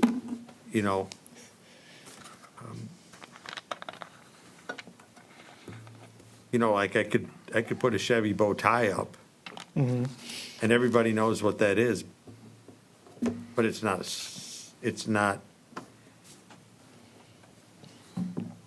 the same as a sign that says Chevrolet. So, Right, there is a difference. and Taco Bell's gonna come back with more of that. No, they're not. They decided to do one wall sign. But we still count the bell as part of a sign? Yeah, the bell's part of the sign, yeah. Or what if the bell was made out of brick and incorporated into the facade? Yeah, you're getting into a gray area there. Yeah, it kind of depends on how it's done, I guess. Just wondering because, and I look at the Wendy's execution and the Taco Bell execution, And I really don't know, but in my mind, if the building faces west and the north and south facade of the building are symmetrical, and one side has a sign and the other one doesn't, it bothers my ADHD or whatever you want to say, because the question is, well, why not? You know, did they run out of money and they decided not to do it on this side, or, you know, it. I do think there's a question of how Especially noticeable it on is. that type of, and that's why I was looking at what you've done with some of that stuff with multiple faces, and that kind of helps. I still don't know all the details of what's in there as to how it addresses that. But, you know, if you come from the north, you see the words. If you come from the south, you see the side of the building. And does that make sense with respect to our ordinance, I guess? Yeah. And I don't know, because I'm not a designer or a landscaper or anything like that. But things that are symmetrical, except that they're not, ought to be some kind of logical reason as to why they didn't do it that way. Right. So I guess there's a couple things there. One is you do generally not approach the building straight from the front where you're far enough away that you can see whether or not there's a sign on both sides. So the symmetricality of the building isn't necessarily something that anybody's going to be looking at, because they're either going to be coming from one side or the other. And then I guess to the other point there is, I could see the case for the north sign a little more than the south sign, because the south sign wasn't going to be very visible due to the stuff that's on the site to the south. And then if you're in the parking lot for a Taco Bell, you probably don't need a sign above the door of the Taco Bell to tell you where you are. But then also, they got a big honking pole sign out front that says Taco Bell, really huge. And even if they brought that into conformity, they'd have a decent-sized monument sign out front that says Taco Bell. So do you really need the signs on the side of the building to identify where you are? Probably not. They might think so. But first of all, everybody's already put it in their GPS, so they know where they're going. But second, there's a big, big sign out in front of that Taco Bell. Plus you have one on the front of the building. There's very little chance of confusion about where people might be, as far as, you know, the signage is concerned. I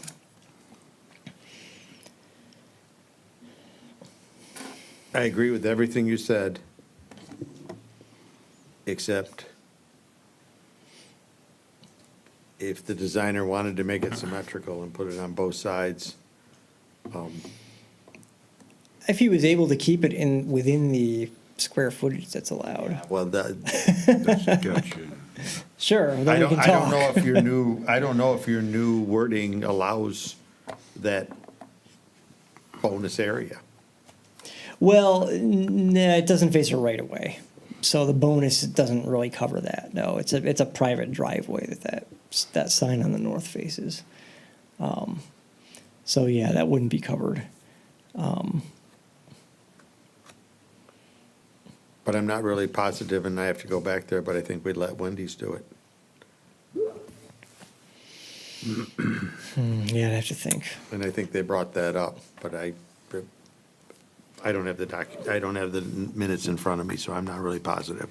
Sure. So, okay, great. Right.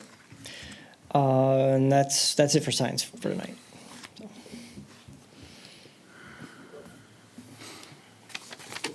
Thank you Okay, for we're the making discussion. progress on that at least. Agenda item number 11 is other business.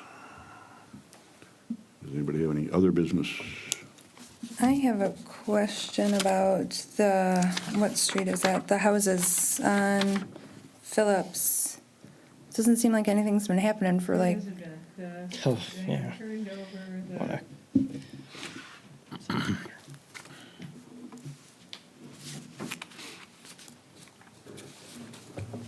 house on Phillips got cited for weeds, and they did go back there and take care of it. All of the other things I have turned over to the city attorney for review. Yeah, we don't know if they're still building there or not, or if they've just walked The away. builder is no longer answering. So I don't. Is that the same- Can't ask to the same builder, both houses. Yeah, okay. Yeah, it seems like it's prime time to get that done, but yeah, okay. Yep. So I have no answer. Which property are you talking about there? There's new build on Phillips, and then what's the other, is that Bushing? 323 North No, not Bywood, Bywood. and the one Oh. on Phillips. Those are stalled? They have been stalled for a while, yep. Is, like, is there anything we can do to make sure there's not critters building homes inside there, or, Code enforcement, yeah, like, is they regular are visits? monitored regularly. Okay, okay, Yep. And the building official goes there and does progress inspections, so they are definitely being watched. They are Okay. on the radar, that's good to know, thanks. yeah. Any questions on the building report? On the building report, yes. 516 North Main, that's the PUD, I believe. Okay, I just wasn't sure of that. Yep, And 331 is Biscuits and Gravy, I see they're going to work on their building. They're Yes. tearing it all apart, going to start over again. yes. When we get to temporary certificates of occupancy, Dee Dee's Vintage, excuse me, Dee Dee's Vintage is expired as of now, I know. under review. What is she going to come in here and show us a site No, plan? I'm or- reviewing that with the city attorney to see where we want to go. Or does it look like you could just give There her is no, another? there is no site plan for her to come before you, There is no site plan. no. Okay, because the site plan All was. she needed was an engineering plan, and that's where things have stopped. Okay, so do we expect to see her, or? Again, I've contacted the city attorney about it, so it's gonna be with him to determine how it goes forward. Okay, Walk me through that. So what does that mean exactly? What will the city attorney's purview be in that circumstance? Again, Over and above yours. I'm gonna wait and get his answer, then I can let you know. Okay. and then the status of ongoing commercial development projects. You have 5 or 6 of them on this. Why is 655 South Main Street, the Church of Clawson, not on the list as that it's? Oh, I guess I just missed that. I was gonna tell you, I talked to him today. They're coming in to get building permits this week. Okay. We approved the site plan September 14th, 2021, along with 6 bullet points that we wanted done. It was lighting, parking, assorted other things. The only thing that I've seen that he's done is he's changed the light fixture in the parking lot. Yeah, I think that is what he had to do. He's gonna be doing the facade and the windows, which were on the site plan. What is the lifespan of a site plan once we approve it? Is it a full year that the person has to do? And if they actually do work during that year, it automatically extends? And then it can be, yep. That's my assumption it correct. was. I'm just not really happy that I'm not seeing much being done on the building. I hope that we're talking to him when he Yeah. was in Oh, here. that's what I said, I talked to him yesterday. He's, working with volunteers is a lot of the part of it. You know, Yeah. church members are getting things done, and I don't think it has gone to his timeline either, but they're coming in this week to get permits. Yeah, when he was here, he seemed very interested in getting it going, and he said he had the brick. Oh, he and the does. building. That wasn't the problem. He was waiting for money from another church to get the hardy board. My problem is that when you ask who's going to do the work, I don't like the idea that church members are going to be doing the construction on Well, this. it will be inspected, and on a commercial property, and that is considered that a building owner can pull the permits. They are then responsible for whatever a contractor does, and it's inspected. Someone will be Absolutely, watching the that. building inspector inspects it, yep. Okay, and he said that he was going to come in and give us updates, and I haven't seen him since Well, last I year. guess we'll consider that the update. That's the update, Coming in okay. this week for permits. Okay, that's about all I have. Thank you. Yeah. Oh, can I ask you, Chicken Shack, are they making progress there? I know it's not gonna be the Chicken Shack, but. Oh, the biscuits chicken- and gravy, Yeah. they are, they're done, their engineering plan is done, their site plan's done, their engineering plan is done, and they have started some demo work on it. It looked like they were doing demo, and are they, sometimes when I ride by, it looks like the grass is getting a little bit. It is in the back, It is. yeah. Yeah. Yeah, they'll be notified. I think they already have that. Oh, okay. I've seen them out there, but it can grow fast. Yeah, it Yeah. does. Okay, cool. Okay. Staff report and training opportunities. Well, actually, I'll do the little planners report. I wanted to, the Planning Commission established a sustainability committee almost 2 years ago. It was a year and a half ago, a little more than a year and a half ago. And I just wanted to give the Planning Commission a little update on what has happened with that, and also just to ask if the Planning Commission, if there's a commissioner who would like to become a new liaison to that committee, because the Planning Commissioner who was on the committee originally, well, we had two, and one of them is now on City Council and the other one is gone. So I would like to get a Planning Commissioner involved in that, and just give you a quick update on what the committee's been doing, how it's been executing its original charge. We've had a group of people that it's evolved over time. Some people have had to drop out, and other people have joined. And we've done a few things. One, we did a public input survey on sustainability and resiliency that I can share the results of that with you. They're pretty interesting. And on the basis of those survey results and the original document that was provided to the committee when the Planning Commission established the committee's begun work on a framework document that would support future sustainability and resiliency planning in the city, should the city choose to do it. And that was their deliverable for the Planning Commission when they were first established. So that should be done by the end of the year and will likely be provided to the Planning Commission in January. The committee also did engage in a little bit of its own outreach. They did a little event next to the library for Arbor Day back in the spring, and gave away some saplings, and also provided some educational materials to people who came by the booth. And once the committee delivers that framework to the Planning Commission in the new year, we're basically at that point going to be making a decision about what happens with the committee in the future, if it's going to continue forward in some way, or if it's going to fold at that point, having completed its initial mission. There's a lot, kind of a background conversation that needs to happen at the city about that as well. Because obviously, if the committee is going to continue, it needs to have a purpose, right? So right now, it's got a purpose, and that purpose is getting you a document. Getting it started while COVID was still really going was a bit of a challenge, but it has been meeting every month.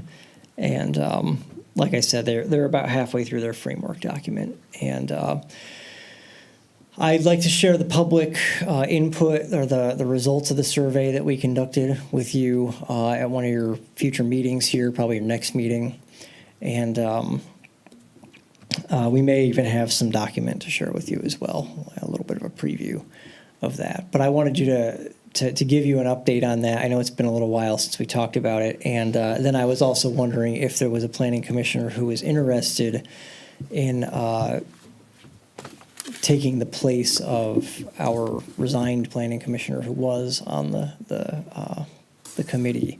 Right now, the meetings are a virtual meeting at 6:30 on the third Monday of the month. Hey, Joe, can I ask, Fourth Monday.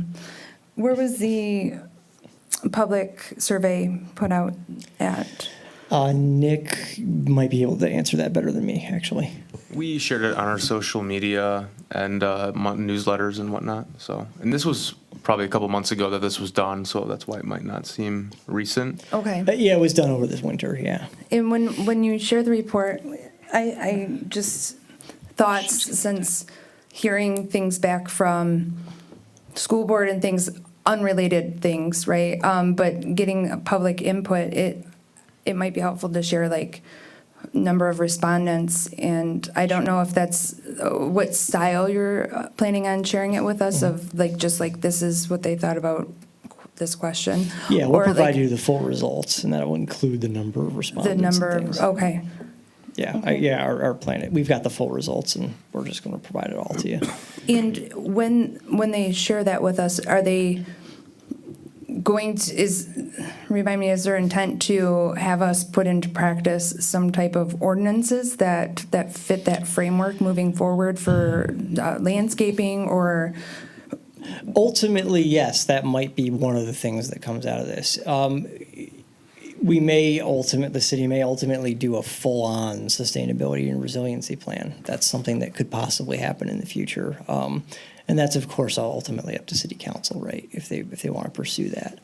But yes, it would set some groundwork for doing some of that in the zoning ordinance for expanding the sustainability and resiliency related content of the zoning ordinance. The content of that specific in the ordinance, you said? Or Yeah, are we going content to be related to going that. and overhauling certain aspects of site plans so that they're including, I don't know. That might certain- be an element of what we ultimately do, yeah.